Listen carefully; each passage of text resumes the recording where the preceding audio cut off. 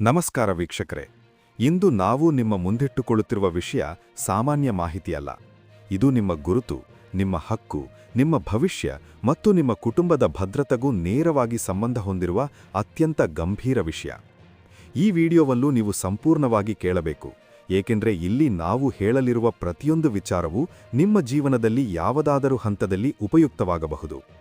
ನೀವು ಯುವಕರಾಗಿರಬಹುದು, ಮಧ್ಯವಯಸ್ಕರಾಗಿರಬಹುದು, ಹಿರಿಯ ನಾಗರಿಕರಾಗಿರಬಹುದು, ಅಥವಾ ನಿಮ್ಮ ಮನೆಯ ಹಿರಿಯ ಸದಸ್ಯರ ಬಗ್ಗೆ ಚಿಂತಿಸುತ್ತಿರುವವರಾಗಿರಬಹುದು. ಯಾರೇ ಆಗಿರಲಿ, ಈ ಮಾಹಿತಿ ಪ್ರತಿಯೊಬ್ಬರಿಗೂ ಅಗತ್ಯವಾಗಿದೆ. ಮೊದಲು ನಿಮ್ಮೊಂದಿಗೆ ಒಂದು ಪ್ರಶ್ನೆ: ನಿಮ್ಮ ಜೀವನದ ಅತ್ಯಂತ ಮುಖ್ಯವಾದ ದಾಖಲೆಗಳು ನಿಮ್ಮ ಬಳಿ ನಿಜವಾಗಿಯೂ ಸುರಕ್ಷಿತವಾಗಿವೆಯೇ? ನಿಮ್ಮ ಹೆಸರು, ನಿಮ್ಮ ಜನನ ವರ್ಷ, ನಿಮ್ಮ ವಿಳಾಸ, ನಿಮ್ಮ ಕುಟುಂಬದ ವಿವರಗಳು ಎಲ್ಲವೂ ಸರಿಯಾಗಿ ದಾಖಲಾಗಿದೆಯೇ? ನೀವು ಇಂದು ನೋಡುತ್ತಿರುವ ಈ ಕ್ಷಣದಲ್ಲೇ ದೇಶದ ಹಲವು ಭಾಗಗಳಲ್ಲಿ ಒಂದು ಮೌನವಾದ ಆದರೆ ಅತ್ಯಂತ ಗಂಭೀರ ಬದಲಾವಣೆ ನಡೆಯುತ್ತಿದೆ.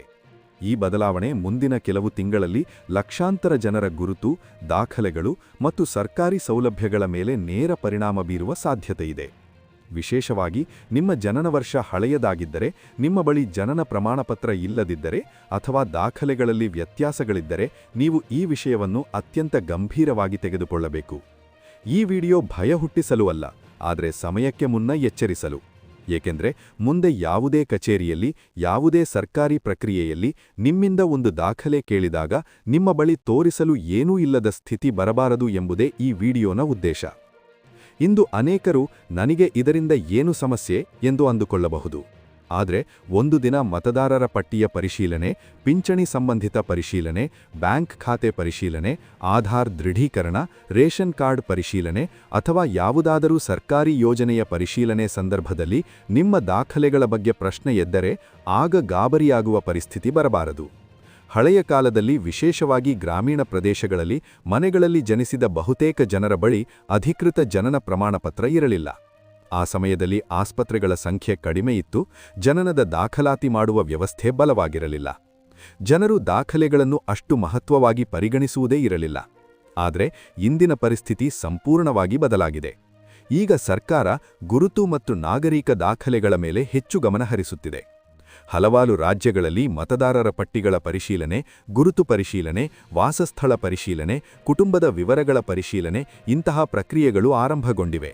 ಕೆಲವು ರಾಜ್ಯಗಳಲ್ಲಿ ಈಗಾಗಲೇ ಲಕ್ಷಾಂತರ ಜನರ ಹೆಸರುಗಳು ಪಟ್ಟಿಯಿಂದ ತೆಗೆದುಹಾಕಲ್ಪಟ್ಟಿರುವ ಉದಾಹರಣೆಗಳೂ ಇವೆ.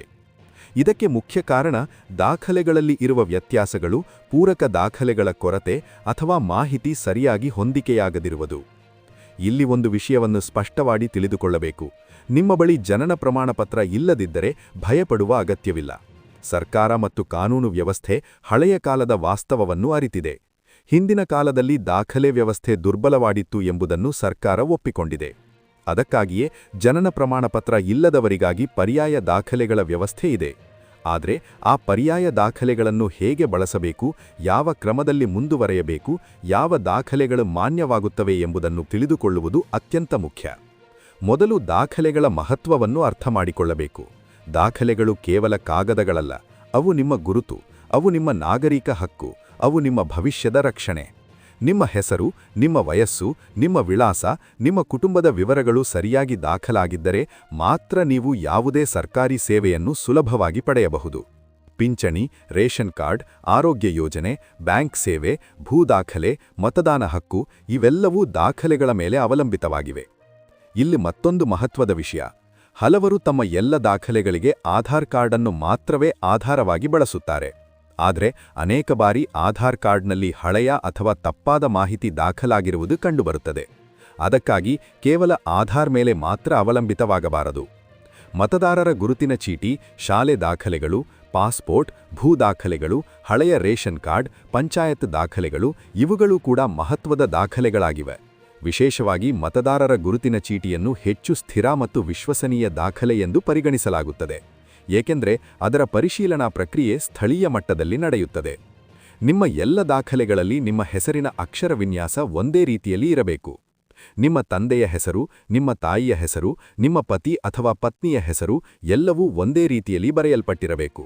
ಉದಾಹರಣೆಗೆ, ಒಂದು ದಾಖಲೆಯಲ್ಲಿ ನಿಮ್ಮ ಹೆಸರು ಒಂದು ರೀತಿಯಲ್ಲಿ ಮತ್ತು ಇನ್ನೊಂದು ದಾಖಲೆಯಲ್ಲಿ ಸ್ವಲ್ಪ ಬೇರೆಯಾಗಿ ಇದ್ದರೆ ಪರಿಶೀಲನೆ ಸಂದರ್ಭದಲ್ಲಿ ಅದು ಅನುಮಾನಕ್ಕೆ ಕಾರಣವಾಗಬಹುದು. ಅದೇ ರೀತಿ ವಿಳಾಸದ ವಿಷಯದಲ್ಲೂ ಎಚ್ಚರಿಕೆ ಅಗತ್ಯ.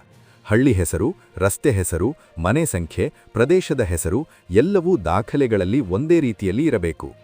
ನೀವು ವಿಳಾಸ ಬದಲಾಯಿಸಿದ್ದರೆ ಆ ಬದಲಾವಣೆಯನ್ನು ಅಧಿಕೃತವಾಗಿ ಅಪ್ಡೇಟ್ ಮಾಡಿಸಿಕೊಳ್ಳಲು ಬಹಳ ಮುಖ್ಯ.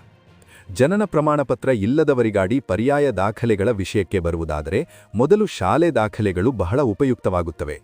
ನೀವು ಯಾವ ಮಟ್ಟದ ಶಿಕ್ಷಣ ಪಡೆದಿದ್ದರೂ ನಿಮ್ಮ ಶಾಲೆ ದಾಖಲಾತಿ ಪ್ರಮಾಣಪತ್ರಗಳು, ಅಂಕಪಟ್ಟಿಗಳು, ವರ್ಗಾವಣೆ ಪ್ರಮಾಣಪತ್ರಗಳು ಇವುಗಳಲ್ಲಿ ನಿಮ್ಮ ಹೆಸರು, ನಿಮ್ಮ ತಂದೆಯ ಹೆಸರು ಮತ್ತು ನಿಮ್ಮ ಜನನ ವರ್ಷ ಉಲ್ಲೇಖಿತವಾಗಿರುತ್ತದೆ. ಸರ್ಕಾರ ಈ ದಾಖಲೆಗಳನ್ನು ಮಾನ್ಯ ದಾಖಲೆಗಳೆಂದು ಪರಿಗಣಿಸುತ್ತದೆ.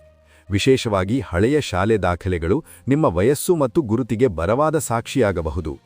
ಶಿಕ್ಷಣವೇ ಇಲ್ಲದವರಿಗೂ ಕೂಡ ಪರಿಹಾರವಿದೆ. ಪಂಚಾಯತ್ ಅಥವಾ ಸ್ಥಳೀಯ ಆಡಳಿತದಿಂದ ದೊರೆಯುವ ಕುಟುಂಬ ಪಟ್ಟಿ, ವಂಶಾವಳಿ ದಾಖಲೆಗಳು, ಹಳೆಯ ರೇಷನ್ ಕಾರ್ಡ್, ಹಳೆಯ ಮತದಾರರ ಪಟ್ಟಿಗಳು ಇವುಗಳನ್ನು ಪೂರಕ ದಾಖಲೆಗಳಾಗಿ ಬಳಸಬಹುದು.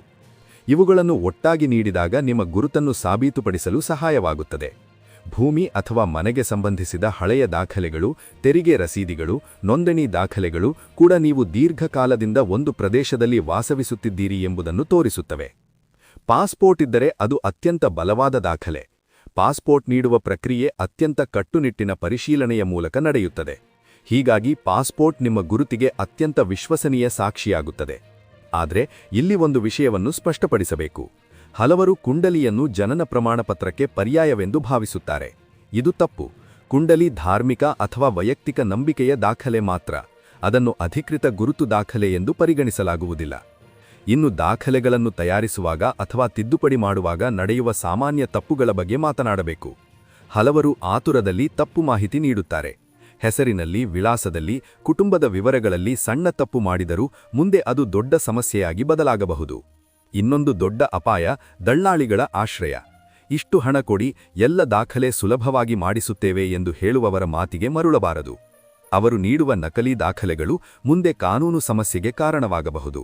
ಸರ್ಕಾರ ಈಗ ದಾಖಲೆ ಪರಿಶೀಲನೆಯನ್ನು ತಾಂತ್ರಿಕವಾಗಿ ಮಾಡುತ್ತಿದೆ. ಹೀಗಾಗಿ ನಕಲಿ ದಾಖಲೆಗಳು ಹೆಚ್ಚು ದಿನ ಉಳಿಯುವುದಿಲ್ಲ. ಇಲ್ಲಿ ಅತ್ಯಂತ ಮುಖ್ಯವಾದ ವಿಷಯ ಸಮಯ. ಹಲವರು ನನಗೆ ಇನ್ನೂ ಸಮಯವಿದೆ ಎಂದು ಈ ವಿಷಯವನ್ನು ಮುಂದೂಡುತ್ತಾರೆ. ಆದರೆ ಗುರುತು ಪರಿಶೀಲನೆ ಯಾವಾಗ ಯಾವ ರೂಪದಲ್ಲಿ ನಿಮ್ಮ ಬಳಿ ಬರುತ್ತದೆ ಎಂಬುದು ಯಾರಿಗೂ ಗೊತ್ತಿಲ್ಲ. ಒಂದು ದಿನ ಅಧಿಕಾರಿಗಳು ನಿಮ್ಮ ಮನೆಬಾಗಿಲಿಗೆ ಬಂದು ದಾಖಲೆ ಕೇಳಿದರೆ ಆ ಸಮಯದಲ್ಲಿ ಸಿದ್ಧತೆ ಇಲ್ಲದಿದ್ದರೆ ಗಾಬರಿಯಾಗುವುದು ಸಹಜ. ಆ ಗಾಬರಿಯಲ್ಲಿ ತೆಗೆದುಕೊಳ್ಳುವ ತಪ್ಪು ನಿರ್ಧಾರಗಳು ಮುಂದಿನ ಜೀವನದ ಮೇಲೆ ಪರಿಣಾಮ ಬೀರುತ್ತವೆ. ಅದಕ್ಕಾಗಿಯೇ ಈಗಲೇ ನಿಮ್ಮ ಎಲ್ಲ ದಾಖಲೆಗಳನ್ನು ಪರಿಶೀಲಿಸಿ ಯಾವುದು ಸರಿಯಾಗಿದೆ, ಯಾವುದು ತಿದ್ದುಪಡಿ ಅಗತ್ಯವಿದೆ ಎಂಬುದನ್ನು ಗುರುತಿಸಿ ಸಂಬಂಧಿತ ಕಚೇರಿಗಳಿಗೆ ಹೋಗಿ ಸರಿಯಾದ ಮಾರ್ಗದಲ್ಲಿ ತಿದ್ದುಪಡಿ ಮಾಡಿಸಿಕೊಳ್ಳಬೇಕು. ಇದು ಒಂದು ದಿನದ ಕೆಲಸವಲ್ಲ. ಆದರೆ ಒಂದು ಬಾರಿ ಸರಿಯಾಗಿ ಮಾಡಿದರೆ ಮುಂದಿನ ಎಲ್ಲ ಸರ್ಕಾರಿ ಪ್ರಕ್ರಿಯೆಗಳು ಸುಲಭವಾಗುತ್ತವೆ. ದಾಖಲೆಗಳು ಸರಿಯಾಗಿದ್ದರೆ ಯಾವುದೇ ಪರಿಶೀಲನೆ ನಿಮ್ಮನ್ನು ಕಾಡಲಾರದು. ಆದರೆ ಅವು ನಿರ್ಲಕ್ಷ್ಯಗೊಂಡರೆ ಸಣ್ಣ ವಿಷಯವೂ ದೊಡ್ಡ ಸಮಸ್ಯೆಯಾಗಬಹುದು. ಈ ವಿಡಿಯೋ ಸರಣಿಯ ಉದ್ದೇಶ ಒಂದೇ, ನಿಮ್ಮನ್ನು ಭಯಪಡಿಸುವುದು ಅಲ್ಲ, ಆದರೆ ಎಚ್ಚರಿಸುವುದು. ಇಂದು ನೀವು ಈ ವಿಡಿಯೋವನ್ನು ಸಂಪೂರ್ಣವಾಗಿ ನೋಡಿದ್ದರೆ ನೀವು ಈಗಾಗಲೇ ಬಹುತೇಕ ಜನರಿಗಿಂತ ಒಂದು ಹೆಜ್ಜೆ ಮುಂದೆ ಇದ್ದೀರಿ. ಈಗ ನಿಮ್ಮ ಹೊಣೆಗಾರಿಕೆ ಏನೆಂದರೆ ಈ ಮಾಹಿತಿಯನ್ನು ನಿಮ್ಮ ಕುಟುಂಬದ ಸದಸ್ಯರೊಂದಿಗೆ, ವಿಶೇಷವಾಗಿ ಹಿರಿಯ ಸದಸ್ಯರೊಂದಿಗೆ ಹಂಚಿಕೊಳ್ಳುವುದು. ಏಕೆಂದರೆ ಈ ವಿಷಯ ಅವರನ್ನು ಹೆಚ್ಚು ತಟ್ಟುವ ಸಾಧ್ಯತೆಯಿದೆ. ಕೊನೆಯಲ್ಲಿ ಒಂದು ವಿನಂತಿ. ಈ ಮಾಹಿತಿ ನಿಮಗೆ ಉಪಯುಕ್ತವಾಗಿದೆ ಎಂದು ಅನಿಸಿದರೆ ದಯವಿಟ್ಟು ಈ ವಿಡಿಯೋಗೆ ಲೈಕ್ ಮಾಡಿ, ನಮ್ಮ ಚಾನೆಲ್ ಅನ್ನು ಸಬ್ಸ್ಕ್ರೈಬ್ ಮಾಡಿ ಮತ್ತು ಕಾಮೆಂಟ್ನಲ್ಲಿ ನಿಮ್ಮ ಅಭಿಪ್ರಾಯವನ್ನು ಹಂಚಿಕೊಳ್ಳಿ. ನಿಮ್ಮ ಒಂದು ಕಾಮೆಂಟ್ ಮತ್ತೊಬ್ಬರ ಜೀವನದಲ್ಲಿ ದೊಡ್ಡ ಬದಲಾವಣೆ ತರಬಹುದು. ಜಾಗರೂಕರಾಗಿರಿ, ಸಿದ್ಧರಾಗಿರಿ ಮತ್ತು ನಿಮ್ಮ ಗುರುತನ್ನು ನಿಮ್ಮ ಕೈಯಲ್ಲಿ ಸುರಕ್ಷಿತವಾಗಿಟ್ಟುಕೊಳ್ಳಿ. ಧನ್ಯವಾದಗಳು.